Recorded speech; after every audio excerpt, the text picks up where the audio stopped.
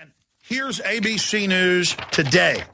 This is today. We've got links to it up on Infowars.com and PrisonPlanet.com. Pat downs or full body scans. Security gets more personal in airports.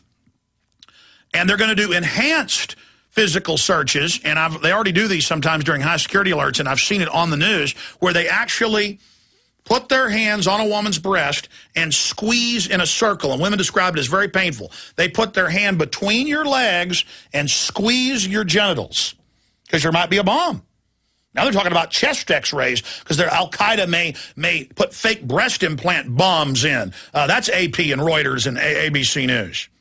In fact, don't believe me, just search authorities worried about breast bombs. Breast implant bombs, and then in the articles they say that.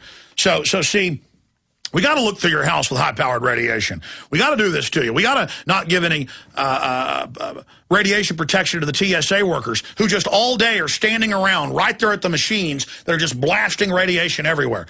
And you know what? They now call in the TSA and say, do you have a problem with the body scanners? Are you worried about radiation? And if you say, yeah, I'm worried, they say, thanks a lot, officer. And then a week later, you get your pink slip. They can find idiots that'll sit there roasting themselves.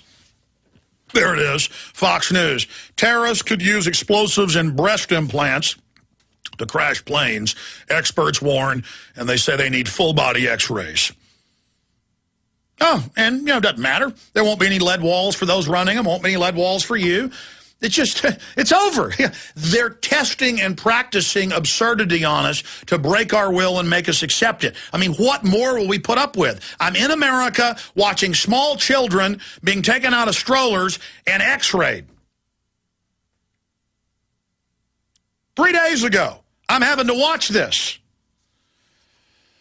And I was hoping they'd pull me out for it because I was going to just sit there and say, so you're radiating yourself right now. I've got to walk through this high radiation area and spend 10 minutes in a checkpoint being radiated just by the backscatter. And you don't care about yourself. And I know full well you were called aside, all of you, and asked if you had a problem with it. And those that were smart, you notice some of your coworkers aren't here now. You're killing yourselves, and they're arresting me for causing a disturbance. Well, then I'd be in the news, and I'd beat it in court saying, you tried to stick me in a radiation chamber. I'm here warning people. How is the TSA exempt from federal radiological laws that every nurse and doctor are under? How do our troops use DU weapons when the Army's own manuals say it's going to kill them, soft kill, deader than a hammer later? But how are they going to handle this? Months ago, in the Chicago Tribune, the head of the TSA said, we will, in the next few years, it will be mandatory. There will be no opt-out secondary search. Then we had a caller, and 99% of the time, if a caller's telling the truth, which they almost always are, you can search whatever they're saying and find it. It's already open source. There's so much media out there. Nothing gets missed. That's where the real intelligence gathering is going on for the private individuals who are fighting the globalist and the globalists themselves. And the caller was a pilot, and he called in and said they're forcing everyone at this particular Texas airport, it was El Paso, to go through it. And I searched El Paso Times, everyone being body scanned. Voila, there it was, already going on 3 months ago. Now, if you try to refuse, they get you in there and they wand you and they squeeze your legs and they violate your privacy. They got federal grants for cops to take blood at checkpoints. It's all about them getting in your body. Bill Clinton's got an executive order on record they never implemented to take urine and blood to get a driver's license. Now it's being proposed in New York. It's being proposed in other states. They're now trying to take blood, or they're saying we'll waive your fees if you opt in to give us blood. See, I mean, we know what the plan is. So they're going to harass you and squeeze your genitals, and here it is, ABC News, and get their hands on you if they can't get that naked body scan of your body for their records, if they can't bathe you in the radiation chamber. Pat-downs or full body scans. Security gets more personal in airports. As TSA changes airport pat-down procedure, some ask if security's gone too far. And then it goes on to say they are increasing the pat-downs. It's more of an enhanced pat-down. And you can see it on the news where they literally grab a woman's breast and then just squeeze around the edges. Let me make sure these are real. And there's a husband right there, or there's a father or a mother watching their 14-year-old daughter, and there's that TSA worker just, oh, yeah. Doesn't get any better than this. They love it. Next time you pass through security in some airports around the country, you may face a difficult dilemma. Would you rather have a revealing full-body scan or what some are calling X-rated pat-down? Some passengers opt out of the full-body scan, concerned about the low dose of radiation emitted by the high-tech body scanners that are being put in place in many terminals. And what about them saving the image of your naked body? The machines also are able to see beneath clothes, creating a photorealistic picture of the passenger's body. But for those who refuse the scan, the alternative pat-down is about to get equally thorough. And there's a video clip. Watch World News Tonight with Dan Sawyer for more on the story. Starting Friday, the TSA is changing its pat-down procedure. So they want to force you to do the naked body scan. TSA officers used a pat-down procedure with the backs of their hands, but now they'll use the fronts of their hands to search more than ever before. And see, this was all about training the TSA people, too, to get the backs of their hands down a woman's inside of her thighs, and you kind of see them going, ooh, and then up over their hind end, and then up over their sides. I mean, it's a feel down, kind of like it's your wife. Oh, baby, you go up her thighs, up her waist, up under her arms. It's a romantic thing. Not anymore. It's men and women doing this to you. And it's about training the TSA. Well, now the hands are going like this. And now they're going on your breast and on your genitals, and they squeeze them to make sure it's not an Al-Qaeda booby trap. Oh, boy.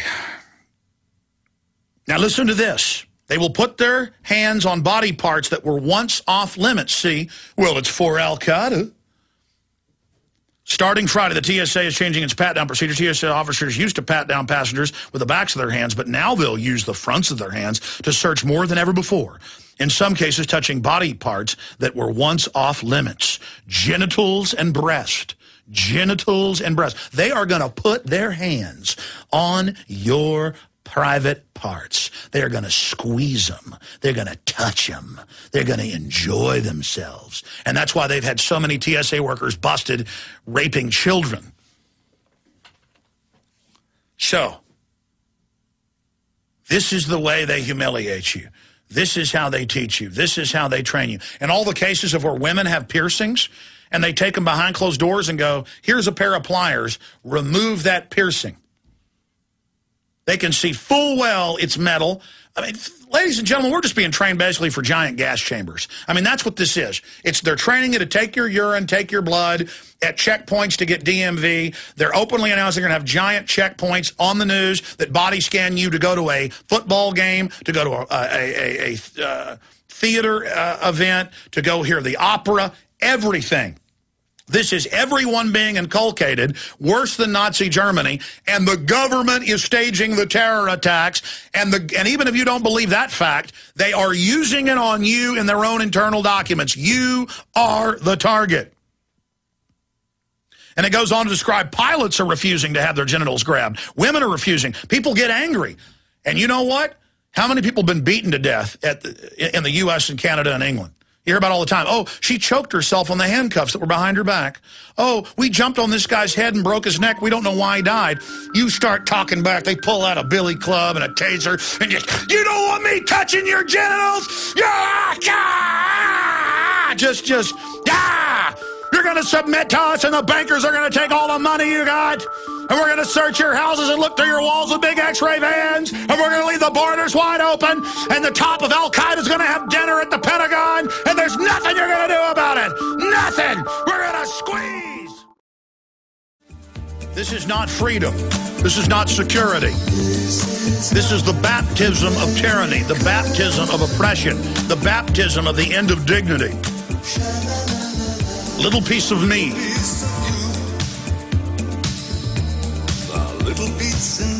We die for the system.